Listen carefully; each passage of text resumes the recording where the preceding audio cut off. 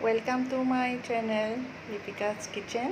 আজি মই আপোনালোকৰ বিলাহী পোৰাৰ চাটনি কেনেকৈনো বনাই তাকে দেখুৱাবলৈ আহিছোঁ। এয়া আপোনালোকে এতিয়া চাওক। এয়া আমাৰ বিলাহী পোৰা হৈ গ'ল। গেছটো এনেদৰে আপোনালোকে সিমত ল'ব। সিমত লৈ পেলাই বিলাহীখিনি লাহে লাহে সিজিবলৈ দিব। এতিয়া আমি ৰচুন আৰু জলকীয়া গেছত অলপমান পুৰি লৈছোঁ। এনেদৰে পুৰি ল'ব। ৰচুনৰ বাকলিখিনি নুগুচাব, ৰচুনটো অলপমান ধুই ল'ব। তিতি থাকিলে মানে পুৰিবলৈ ভাল হ'ব আৰু বাকলিখনহে জ্বলি যাব, সেইকাৰণে বাকলিখন নেৰাব। ৰচুনটোৰ ভিতৰত খুব ধুনীয়াকৈ কোমলকৈ সিজি যায় আৰু ইয়াৰ গোন্ধটোতে খাবলৈ মন যায়। আৰু জলকীয়াটো পুৰি দিছোঁ অকণমান। জলকীয়াটো পুৰা গোন্ধটো এটা অলপ বেলেগ ধৰণৰ হয়, সেইকাৰণে এনেদৰে আমি পুৰি লৈছোঁ। এয়া আমাৰ এতিয়া জলকীয়া আৰু ৰচুনখিনি পুৰা হৈ গ'ল। এনেকৈ অকণমান ক'লা হৈ যোৱাকৈ পুৰিব, তেতিয়া খাবলৈ ৰচুনটো ভাল হয়। এতিয়া গোটেইখিনি বস্তু মোৰ ৰেডি হৈ গ'ল। ইয়াতে বিলাহী, জলকীয়া, ৰচুন, আপোনাৰ মান ধনিয়া কাটি লৈছোঁ, আদা কাটি লৈছোঁ আৰু পিঁয়াজ কাটি লৈছোঁ। এতিয়া কেনেকৈ বনাব লাগে আমি আপোনালোকক দেখুৱাই আছোঁ। এয়া এতিয়া আমি বিলাহী পিটিকাটো বনাবলৈ ৰেডি কৰিছোঁ।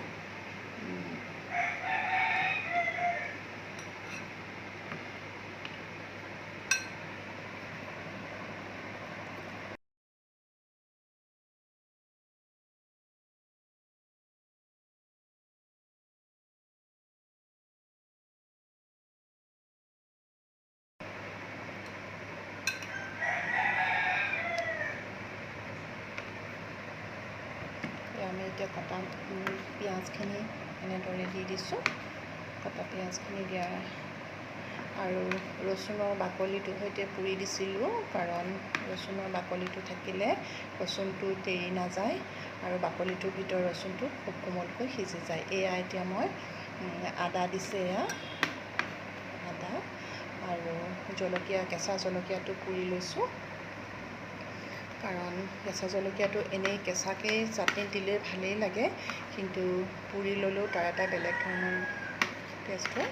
এয়া দিছোঁ মান ধনিয়া, কিছুমানে এইটো নগা ধনিয়া বুলিও কয়।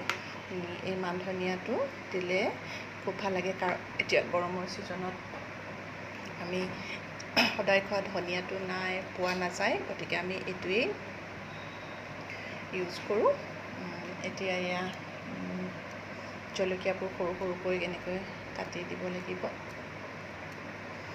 কেঁচা জলকীয়া সাধাৰণতে এনেই ভাল লাগে খাই, কিন্তু পোৰাৰ পাছত যিটো গোন্ধ ওলায় ইমানেই ভাল লাগে নহয় চাটনিখন, আৰু টেষ্টি কৰি পেলায়। সেয়েহে আপোনালোকে জলকীয়া পুৰি ল'বচোন এনেদৰে। আৰু এতিয়া আমি 3টা জলকীয়া দিছোঁ। আপোনালোকে যদি জলকীয়া কম খায় তেতিয়াহ'লে 2টা বা 1টা দিব, আৰু যদি বেছি খায় ইয়াতকৈ বেছিকৈ দি ল'ব। এয়া আমি ৰচুনৰ বাকলিখিনি এনেদৰে গুচাই ল'ব। গুচাই লৈ এনেকৈ মিহি মিহিকৈ কাটি দিব। কেঁচা ৰচুনতকৈ অকণমান যদি পুৰি লয় সেইটো খাবলৈ খুবেই টেষ্ট হয়, আৰু ৰচুনটো মিঠা নিচিনা লাগে খাই। আৰু তাৰ গোটেইখিনি বস্তুৰ এটা পোৰা বস্তুটোৰ বেছি এটা ধুনীয়া গোন্ধ এটা ওলায়। আৰু এতিয়া আমি ৰচুনখিনি এনেদৰে গুচাই দি শেষ হোৱাৰ পাছতে নিমখ অকণমান দিম। তাৰপাছত মিঠাতেল অকণমান দি দিব লাগে। মিঠাতেলখিনি দিলে খাবলৈ ৰেডি হৈ যাব আৰু আমি খাব পাৰিম। এয়া এতিয়া আমাৰ ৰচুন দি শেষ হ'ল। এতিয়া ইয়াত আপোনাৰ আন্দাজমতে আপুনি যিমান ভাল পায় আৰু 1 চামুচ দিলেও হয়, 2 চামুচ দিলেও হয়। এয়া আমি 2 চামুচেই দিছোঁ।